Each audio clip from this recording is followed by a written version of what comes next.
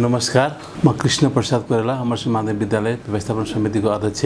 14औं पोखरा महोत्सव 2082 को जुन युनाइटेड क्लबद्वारा आयोजित युवाको जागर राष्ट्र निर्माणको आधार भन्ने जुन मूल नाराका साथ आयोजना गर्न लागेको छ र यसको चाहिँ स्वास्थ्य, शिक्षा, खेलकुद र पर्यटनलाई टेवा पुग्ने गरी स्थानीयवासी र स्थानीय युवाहरूको एउटा क्लब युनाइटेड क्लबद्वारा आयोजित यो पोखरा महोत्सव यस अमरसिंह माध्यमिक विद्यालय र युनाइटेड क्लबसँग विशेष समन्वय गरेर र यस विद्यालय यस महोत्सवको विशेष सहयोगको रूपमा रहेको छ र विशेष भन्नुपर्दा युनाइटेड क्लबको उद्देश्य जुन स्वास्थ्य, शिक्षा, खेलकुद र पर्यटनलाई जुन उहाँले एउटा लक्षित गरेर कार्यक्रम गर्नुभएको छ, त्यसै अन्तर्गत हामीले शिक्षा र खेलकुदलाई उहाँहरूले चाहिँ यस अमरसिंह माध्यमिक विद्यालयलाई शिक्षाको लागि हाम्रा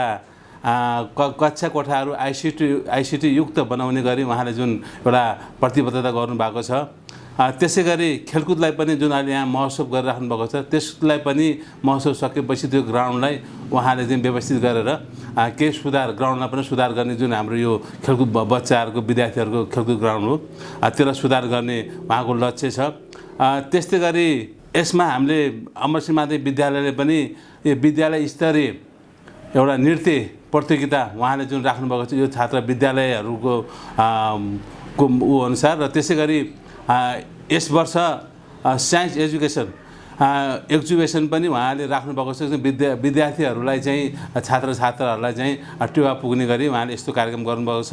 उहाँले अब शिक्षा जुन आफ्नै पोखरा 27मा आफ्नै जुन भवन बनाउनु भएको छ र त्यहाँ कक्षा कोठाहरू चाहिँ निर्माण हुँदैछन्। त्यस्तै गरी चिडियाखाना लगायतका यो हाम्रो सेती खोजहरूमा धेरै सेवा गर्नुभएको। त्यसै हुनाले हामी अमरसिंह माध्यमिक विद्यालय र युनाइटेड क्लब भगिनी सम्बन्ध गरी विद्यालयलाई उहाँहरूले पनि प्राथमिकता राखी र विद्यालयले पनि आफ्नो वार्षिक हिउँदे बिदाको क्यालेन्डर पारेर जुन हामीले घोषणा गर्छ त्यही अनुसार उहाँले चाहिँ यो आयोजना गरिराख्नु भएको छ।